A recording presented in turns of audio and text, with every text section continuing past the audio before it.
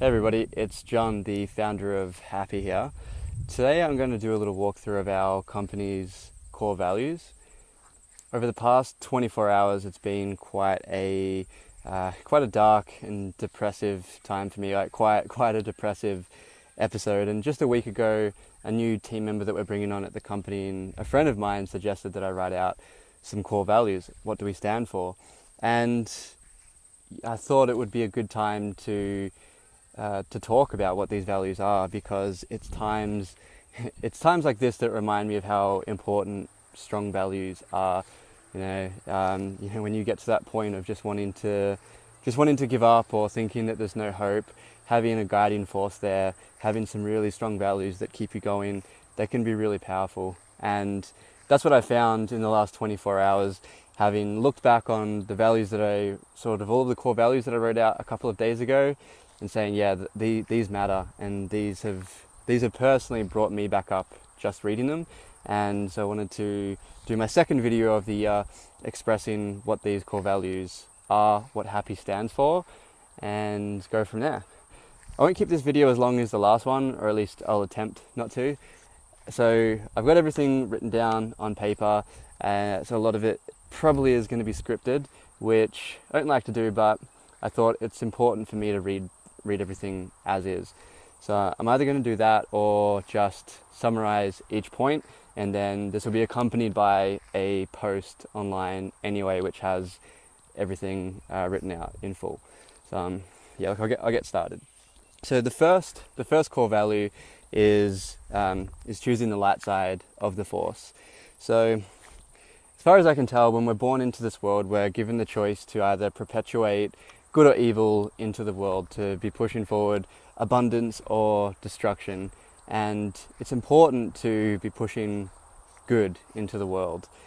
And we all have our different definitions of good and bad, and that's a whole nother topic. But a practical way I thought about applying this as a company is really just putting the best interests of our customers first at all times.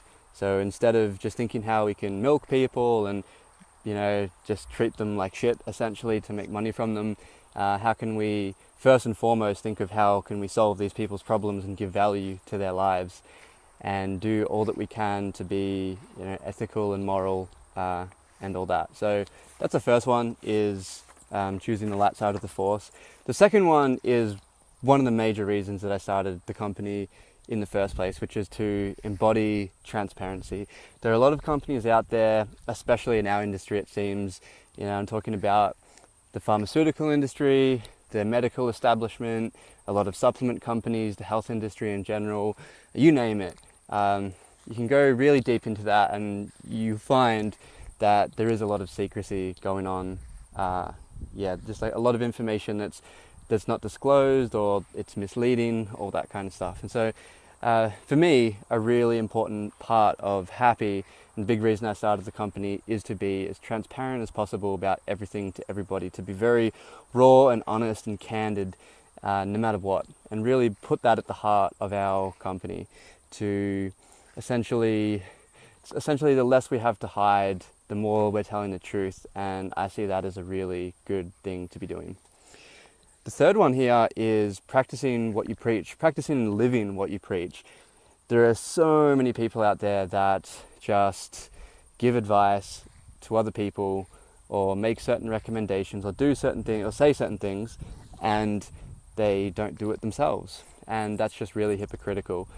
And as a company, we really have to be practicing what we preach. If we're giving health recommendations, or if we're selling products like we currently have, like Flow for cognitive enhancement and Doze for sleep optimization, we have to be really living these things ourselves. We have to be taking these products, we have to be experimenting on ourselves, and as a health company, we have to be healthy ourselves, and not just from a physical standpoint, but from a psychological standpoint as well, which ironically has been a massive problem, as I highlighted at the start of the video, in regards to depression. And so it's really important that we really believe that practically we have to be we have to be practicing everything we preach.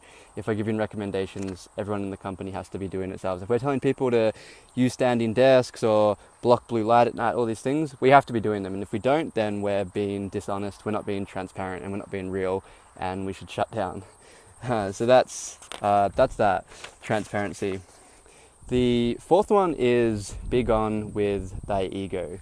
Now, it's really important to have strong and firm beliefs, but it's a bad thing when you go and just look down on other people, or just really come at it from a place of extreme self-importance, like you're sort of the best person in the room, you know everything, and you're not willing to hear other people out.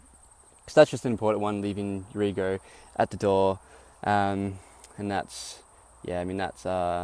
all I really have to say about that. That's a pretty obvious one, I feel like.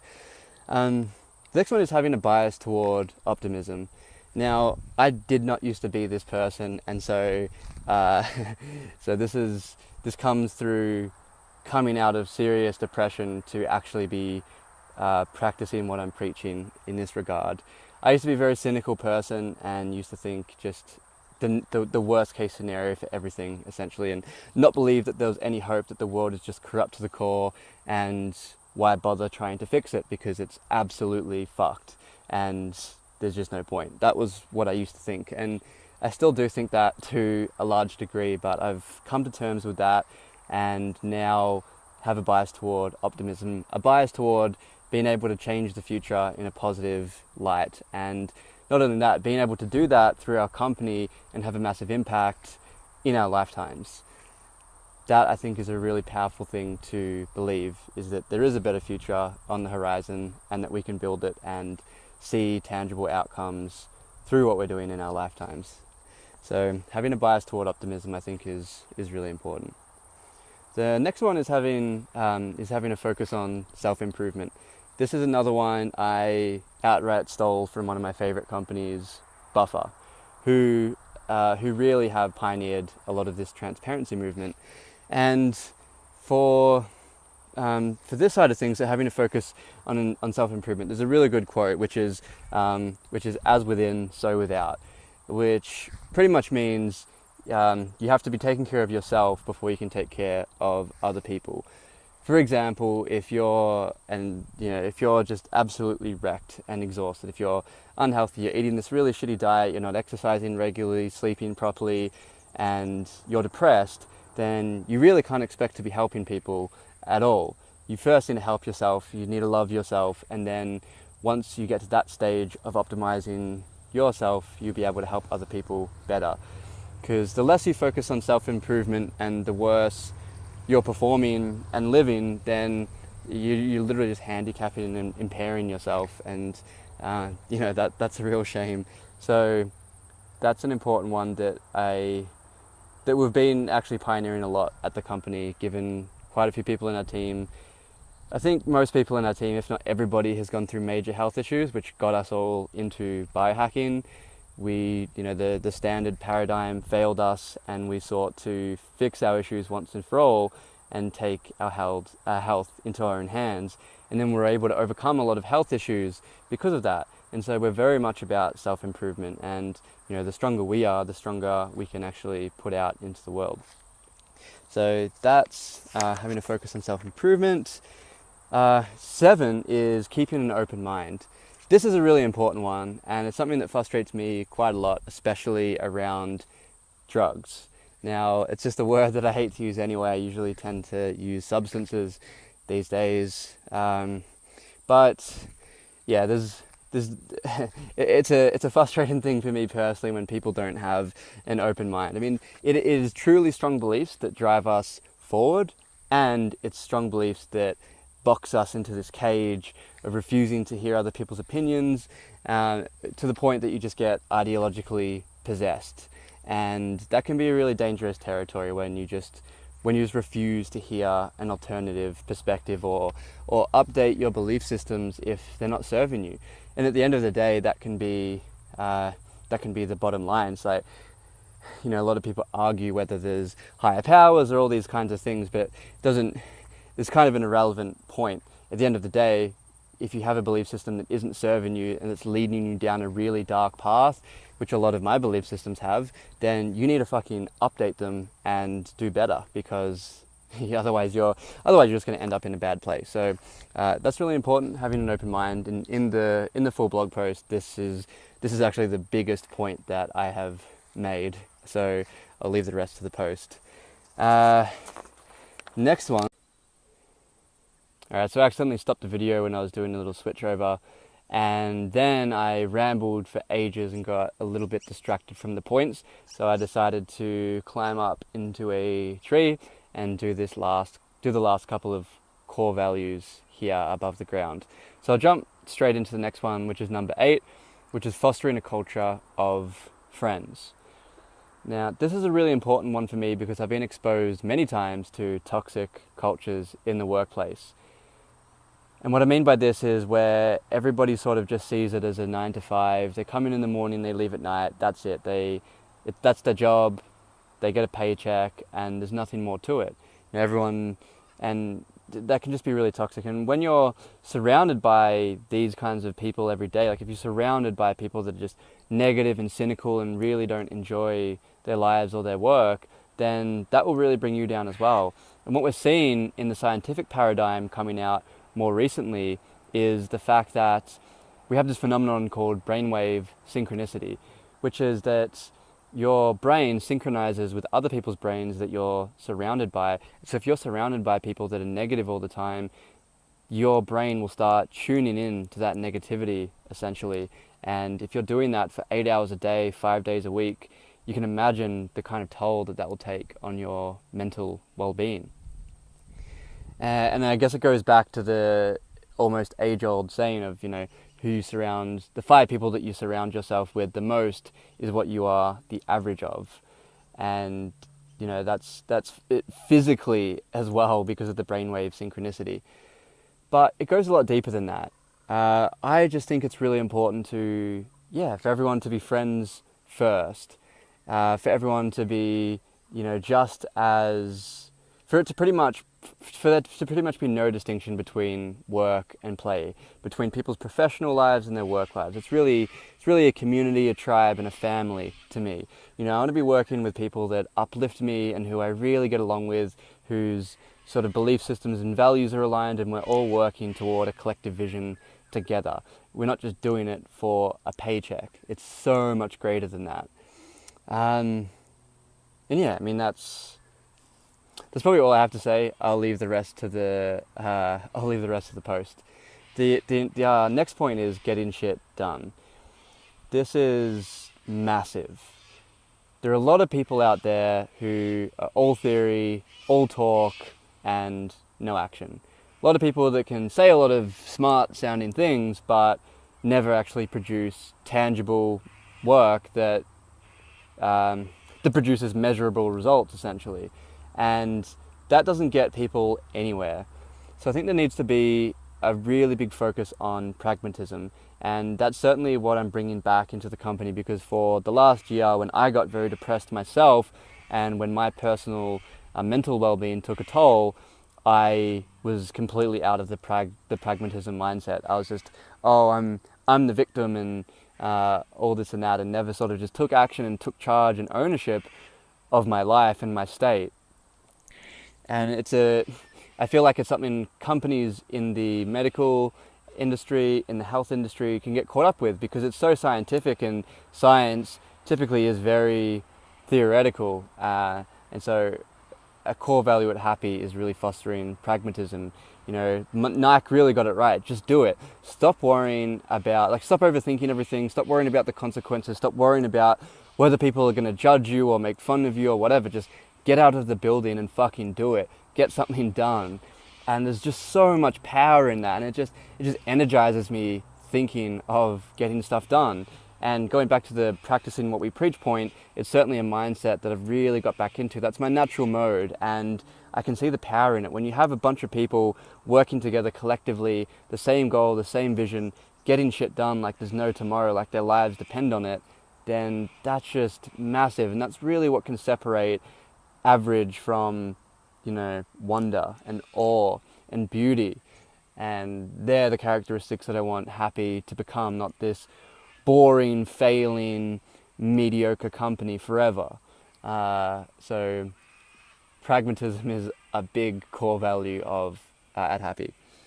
All right, so number 10, I think I might have said that was 10, but number 10, actual number 10, is building shit that matters. Building stuff that matters. If what we know about life currently, if our current understanding is correct and this is our one shot, then we ought to build something a bit more meaningful than a photo sharing app. There are a lot of companies out there who are just building nonsense products that aren't helping people out. They're just good to haves for essentially really privileged people in first world countries. That's what a lot of companies do, and I'm not necessarily saying that there's anything inherently wrong with that. What I am saying though is that if you are deeply aware of your finite lifespan, that you should really shoot for the moon. You should really try to have an impact on the world and build something important that you think is going to impact the lives of many people profoundly.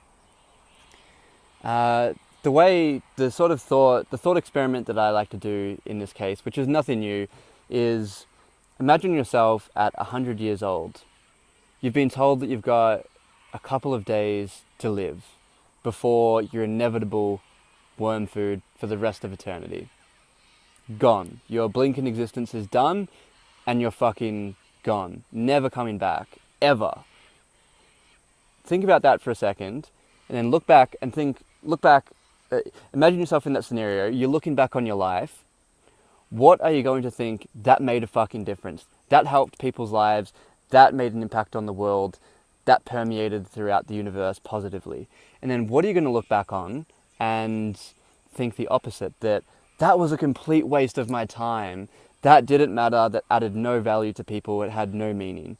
You want to do more of the first thing and way less of the second thing. And I think not only will that help you out in terms of your mental well-being, but to be very cliche, it will help make the world a better place than what it currently is. It'll push humanity in a more positive direction if you're building stuff that matters, not stuff that is irrelevant. Not a photo sharing app that's just perpetuating people's narcissism. And think about what you will for that. I just have the belief that there are more important things to build than the trivial. All right. Second last point. We're getting there. The second last point is working harder and smarter. A lot of people think that you can just work really hard and you'll be successful. And then a lot of people on the other side think, oh, those people are stupid. They're just working too much and they're not thinking things through. And so there are the people that say, work smarter, not harder.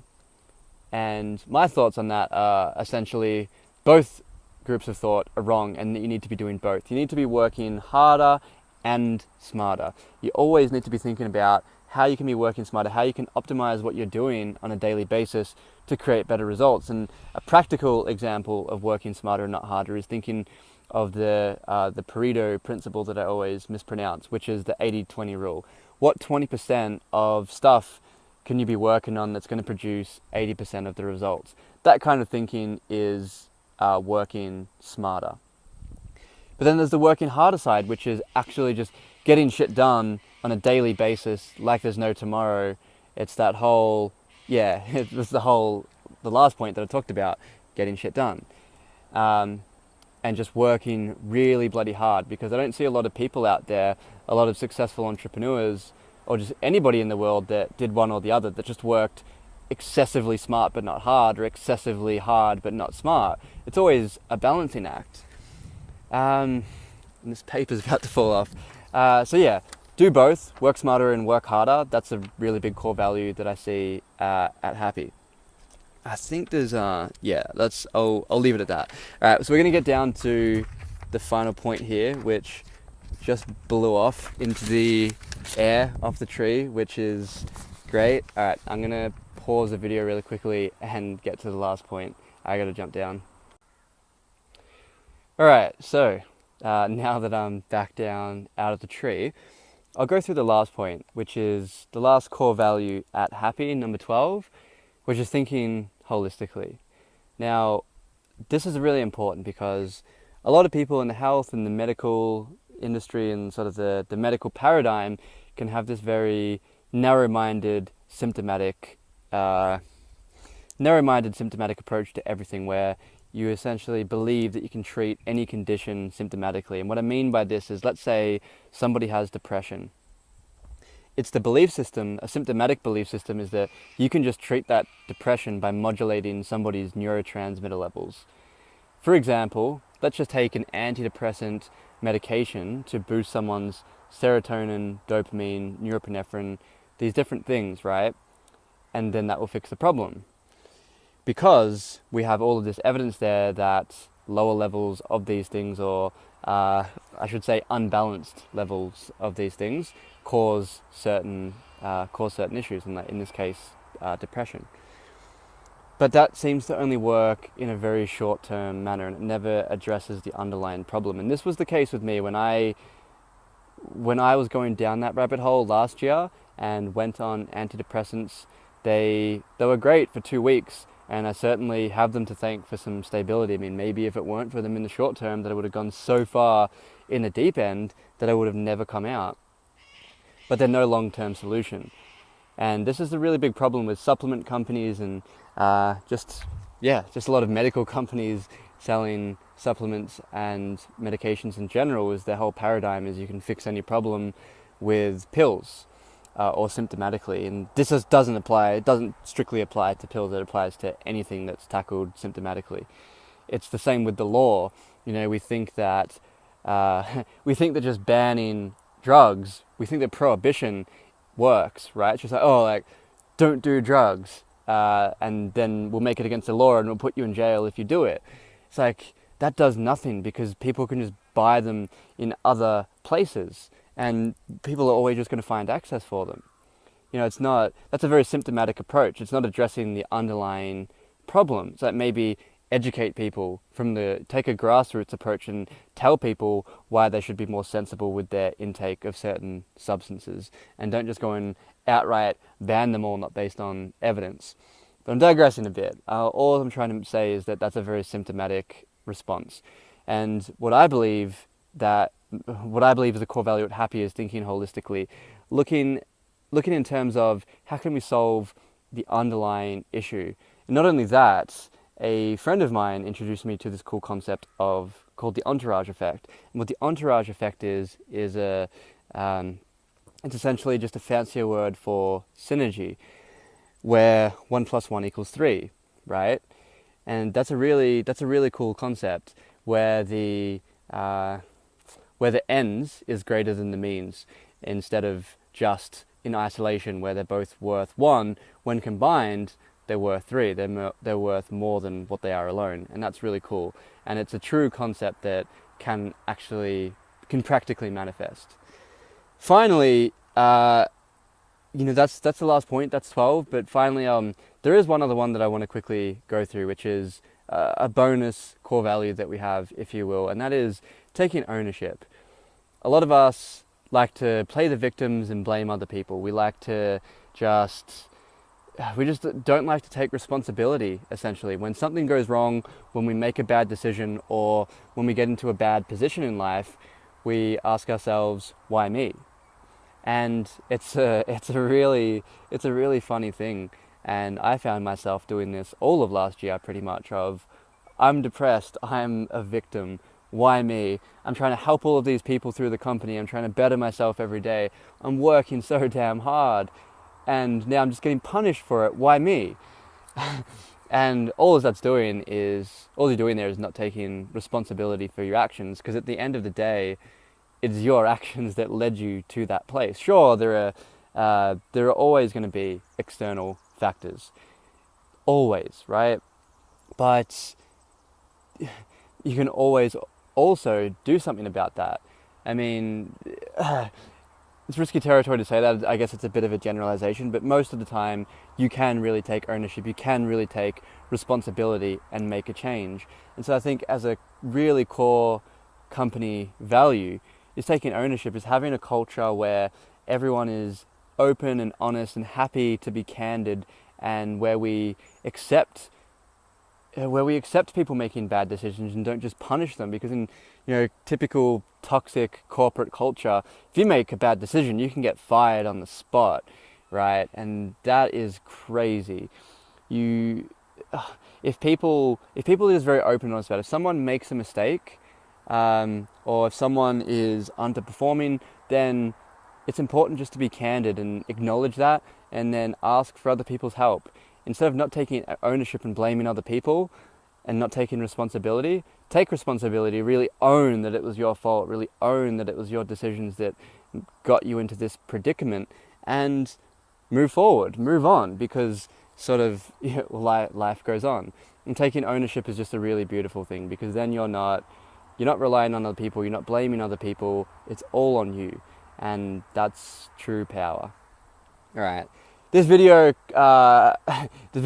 in my opinion, as a whole, is nowhere near as good as the first one. And that's potentially part because I've been in an absolutely terrible state the last 24 hours. I'm pretty exhausted, but I just wanted to get this video out. And also because it's far more scripted than my first video. My first video was just straight from the heart, talking about what Hapi has been going through in the last year. And this one is talking about the core values that I've written out on paper over the course of a couple of days. And so I'm not speaking just directly from the mouth, so to speak. I am going a little bit off paper, and that I'm really bad at that. I'm really bad at doing that. I believe that the more you have to rehearse something, the less you know about it. So I don't know what that says about me knowing about our core values, but the way I look at it is I wanted to very much read what I had written down specifically so that it's consistent with what the post will be. Anyhow, in light of all of that, and in light of saying that, this is me just fucking doing it. Not worrying about whether this video is going to be good or bad, acknowledging that it's a learning process, and realizing that I'm going to get better over time, and that I don't really give a fuck if I have to do a couple of takes and jump up and down trees and accidentally pause and stop the video throughout. That's fine. That's life. It happens, and it's a massive first world problem that really doesn't concern me. I'm glad to just be out here in nature, about to sneeze, recording this video. Perfect timing to sneeze. So with that, I will bid everyone farewell. These are the 12 or 13 technically core values at Hapi, and I think they're pretty fucking awesome, and I hope everyone else does too. And I think that they're going to guide us in a good direction going forward. Having those foundations there now, which we didn't have before, I really believe we'll have a big impact. All right, peace.